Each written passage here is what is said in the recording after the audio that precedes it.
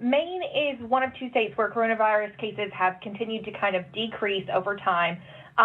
What's next? When can we start to increase things? Are we kind of still in a stalemate right now? Are we going to be able to, what's next for us as a state? Emily, there are massive forest fires, towering infernos burning in many parts of our country right now.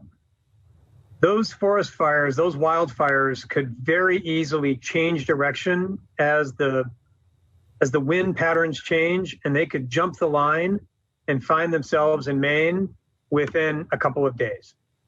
So what's next for us is holding that line, trying to make sure that the wildfires that are raging in other parts of the country don't jump that line and find their way to Maine.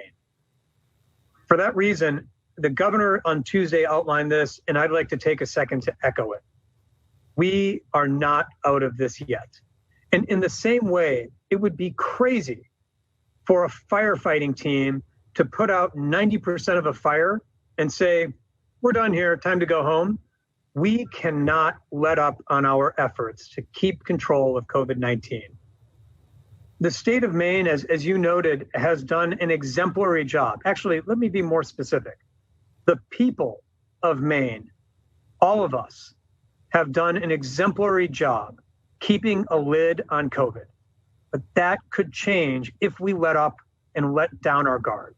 So what's next for us, from my perspective, is that we keep our feet on the gas. We keep trying to put out the fire. I'm going to run out of metaphors one of these days, but we try to keep the lid on COVID as much as we can. This is not a situation where we want to walk away before the job is done. We've got more work ahead of us, and what's happening in other parts of the country could very well happen here. I implore everyone to please keep it up. The state of Maine, the people of Maine have done nothing short of amazing work keeping a lid on things, but we've got to keep going.